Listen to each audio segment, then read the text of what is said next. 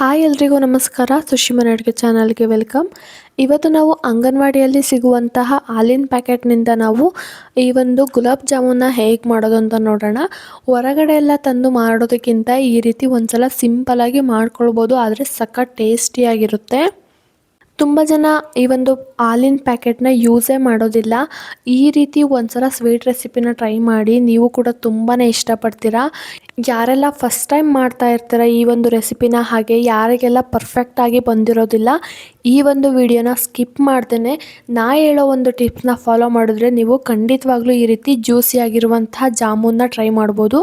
ಅದಕ್ಕೂ ಮೊದಲು ಯಾರೆಲ್ಲ ನಮ್ಮ ಚಾನಲ್ನ ಸಬ್ಸ್ಕ್ರೈಬ್ ಮಾಡದೆ ವಿಡಿಯೋ ನೋಡ್ತಾ ಇದ್ದೀರಾ ದಯವಿಟ್ಟು ಸಬ್ಸ್ಕ್ರೈಬ್ ಮಾಡ್ಕೊಳ್ಳಿ, ಹಾಗೆ ಪಕ್ಕದಲ್ಲಿರುವಂಥ ಬೆಲ್ಲೈಕನ್ನ ಪ್ರೆಸ್ ಮಾಡಿ. ತಡ ಮಾಡದೆ ಹೇಗೆ ಮಾಡೋದು ಅಂತ ನೋಡೋಣ ಬನ್ನಿ. ನೋಡಿ, ಅಂಗನವಾಡಿಯಲ್ಲಿ ಸಿಗುವಂಥ ಹಾಲಿನ ಪ್ಯಾಕೆಟ್ನ ತೊಗೊಂಡಿದ್ದೀನಿ. ಇದರಲ್ಲಿ ನಾನು 2 ಕಪ್ ಆಗೋಷ್ಟು ಹಾಲಿನ ಪೌಡರ್ನ ತೊಗೊಂಡಿದ್ದೀನಿ. ಹಾಗೆಯೇ 2 ಟೇಬಲ್ ಸ್ಪೂನಷ್ಟು ಮೈದಾನ ಹಾಕ್ಕೊಳ್ತಾ ಇದ್ದೀನಿ. ನೆಕ್ಸ್ಟ್ ಇವಾಗ 1.5 ಕಪ್ ಆಗುವಷ್ಟು ಸಕ್ಕರೆನ ತೊಗೊಂಡಿದ್ದೀನಿ. ಹಾಗೆ 1 ಟೇಬಲ್ ಸ್ಪೂನ್ ಆಗುವಷ್ಟು ತುಪ್ಪನ ತೊಗೊಂಡಿದ್ದೀನಿ. ತುಪ್ಪ ಬದಲಾಗಿ ನೀವು ಬೆಣ್ಣೆ ಕೂಡ ಯೂಸ್ ಮಾಡ್ಕೊಳ್ಬೋದು. ಇವಾಗ ಒಂದು ಬೌಲ್ನ ತೊಗೊಂಡು ಇದಕ್ಕೆ ಮೊದಲೇ ತೊಗೊಂಡಿದ್ದಂತಹ ಹಾಲಿನ ಪೌಡರ್ನು ಕೂಡ ತೊಗೊಳ್ತಾ ಇದ್ದೀನಿ. ನಿಮಗೆ ಅಂಗನವಾಡಿಯಲ್ಲಿ ಸಿಗುವಂತಹ ಹಾಲಿನ ಪೌಡರ್ ಇಲ್ಲ ಅಂತಂದರೆ ನೀವು ಅಂಗಡಿಗಳಲ್ಲಿ ಸಿಗುವಂತಹ ಹಾಲಿನ ಪೌಡರ್ನು ಕೂಡ ಯೂಸ್ ಮಾಡ್ಕೊಳ್ಬೋದು. ನೆಕ್ಸ್ಟ್ ಇವಾಗ ಮೈದಾನ ಹಾಕ್ಕೊಳ್ತಾ ಇದ್ದೀನಿ.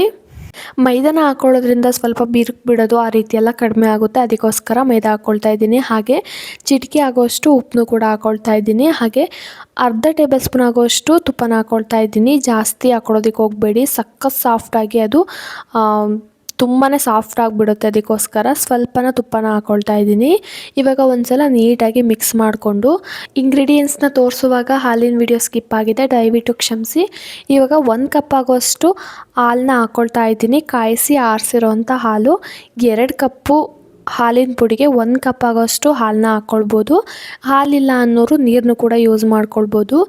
ಇವಾಗ ಸ್ವಲ್ಪನೇ ಹಾಲನ್ನ ಹಾಕ್ಕೊಳ್ತಾ ತುಂಬ ಸಾಫ್ಟಾಗಿ ಕಲಿಸ್ಕೊಳ್ಬೇಕಾಗುತ್ತೆ. ಚಪಾತಿ ಹಿಟ್ಟನ್ನ ಹೇಗೆ ಕಲಿಸ್ತೀರಲ್ವ ಅದಕ್ಕಿಂತನೂ ಸಾಫ್ಟಾಗಿ ಕಲಿಸ್ಕೊಳ್ಬೇಕಾಗುತ್ತೆ.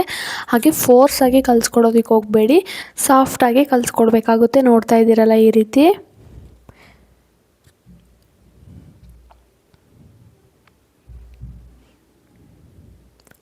ಇವಾಗ ಇದನ್ನು ಒಂದು 10 ನಿಮಿಷ ಹಾಗೆ ಬಿಡ್ತಾ ಇದ್ದೀನಿ.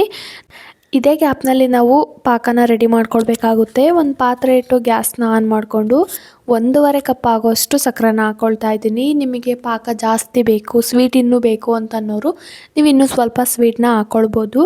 ನೆಕ್ಸ್ಟ್ ಇವಾಗ 1.5 ಕಪ್ ಆಗೋಷ್ಟು ಸಕ್ಕರೆಗೆ 1.5 ಕಪ್ ಆಗೋಷ್ಟೇ ನೀರನ್ನ ಹಾಕ್ಕೊಳ್ತಾ ಇದ್ದೀನಿ. ಇವಾಗ ಒಂದ್ಸಲ ನೀಟಾಗಿ ಮಿಕ್ಸ್ ಮಾಡ್ಕೊಳ್ಳೋಣ. ಇದು ಪಾಕ ಬರಬೇಕು ಅಂತ ಏನೂ ಇಲ್ಲ, ಸಕ್ಕರೆ ಕರಗಿ ಒಂದು ಕುದಿ ಬಂದರೆ ಸಾಕು, ಪಾಕ ರೆಡಿ ಆಗುತ್ತೆ. ತುಂಬಾ ಪಾಕ ಬರ್ಸ್ಕೊಳ್ಳೋ ಅವಶ್ಯಕತೆ ಇಲ್ಲ. ಇವಾಗ ನಾನು ಮೇಲ್ಗಡೆ ಸ್ವಲ್ಪ ಏಲಕ್ಕಿನ ಹಾಕ್ಕೊಳ್ತಾ ಇದ್ದೀನಿ. ಹಾಗೆಯೇ ಇದನ್ನು ನೀಟಾಗಿ ಒಂದ್ಸಲ ಮಿಕ್ಸ್ ಮಾಡ್ಕೊಳ್ಳೋಣ. ನೆಕ್ಸ್ಟ್ ಇವಾಗ ಒಂದು ಅರ್ಧ ನಿಂಬೆ ರಸನೂ ಕೂಡ ಹಾಕ್ಕೊಳ್ತಾ ಇದ್ದೀನಿ. ನೀವು ಇದನ್ನು ಗಟ್ಟಿ ಪಾಕ ಮಾಡ್ಕೊಂಡ್ರಿ ಅಂತಂದರೆ ಜಾಮೂನ್ ಹೀರ್ಕೊಳ್ಳೋದಿಲ್ಲ ಆ ಒಂದು ರಸನ, ಹಾಗಾಗಿ ಸಕ್ಕರೆ ಕರಗಿ ಒಂದು ಕುದಿ ಬಂದರೆ ಸಾಕಾಗುತ್ತೆ.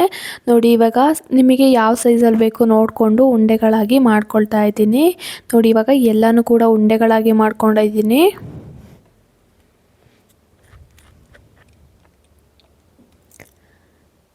ಇವಾಗ ನೋಡಿ, ಇದು ಕೂಡ ಈ ರೀತಿ ಕುದೀತಾ ಇದೆ. ಇಷ್ಟ ಆಗಿದ್ರೆ ಸಾಕು. ಇದನ್ನು ಇವಾಗ ಒಂದು ಪ್ಲೇಟ್ನ ಮುಚ್ಚಿ ತೆಗೆದಿಡ್ತಾ ಇದ್ದೀನಿ.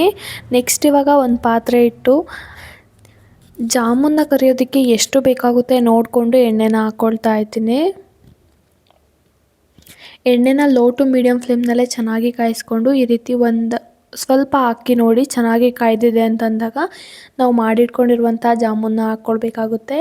ಇದನ್ನು ಯಾವುದೇ ಕಾರಣಕ್ಕೂ ಹೈ ಫ್ಲೇಮ್ನಲ್ಲಿ ಅಥವಾ ಮೀಡಿಯಮ್ಗಿಂತ ಜಾಸ್ತಿ ಇಟ್ಟು ಫ್ರೈ ಮಾಡೋದಕ್ಕೆ ಹೋಗ್ಬೇಡಿ. ಲೋ ಟು ಮೀಡಿಯಮ್ ಫ್ಲೇಮ್ನಲ್ಲೇ ಚೆನ್ನಾಗಿ ಫ್ರೈ ಮಾಡ್ಕೊಳ್ಳಿ, ಇಲ್ಲಾಂತಂದರೆ ಮೇಲ್ಗಡೆ ಮಾತ್ರ ಫ್ರೈ ಆಗಿ ಒಳಗಡೆ ಎಲ್ಲ ಫ್ರೈ ಆಗಿರೋದಿಲ್ಲ.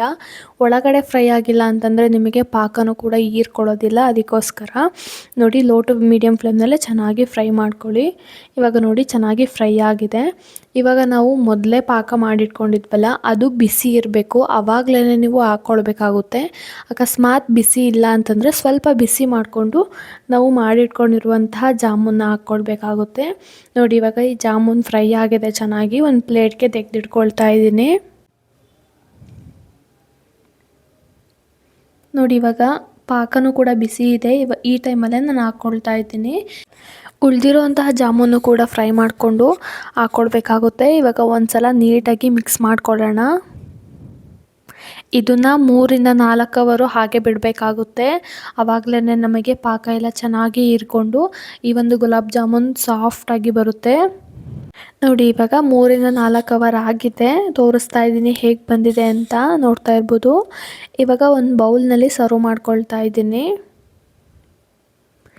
ಹೊರಗಡೆ ಎಲ್ಲ ತಂದು ಮಾಡೋದಕ್ಕಿಂತ ಅಥವಾ ಹೊರಗಡೆ ಎಲ್ಲ ಕೊಟ್ಟು ತಿನ್ನೋದಕ್ಕಿಂತ ಈ ರೀತಿ ಮನೆಯಲ್ಲೇ ಸಿಂಪಲ್ಲಾಗಿ ಕಮ್ಮಿ ಇಂಗ್ರೀಡಿಯೆಂಟ್ಸ್ನ ಹಾಕ್ಕೊಂಡು ನೀವು ಈ ರೀತಿ ಸಾಫ್ಟಾಗಿ ಸ್ಪಾಂಜಿ ಆಗಿರುವಂತಹ ಗುಲಾಬ್ ಜಾಮೂನ ಮಾಡ್ಕೊಳ್ಬೋದು. ನೀವು ಕೂಡ ಟ್ರೈ ಮಾಡಿ ಹೇಗೆ ಬಂದಿತ್ತು ಅಂತ ನನಗೆ ಕಮೆಂಟ್ ಮಾಡಿ.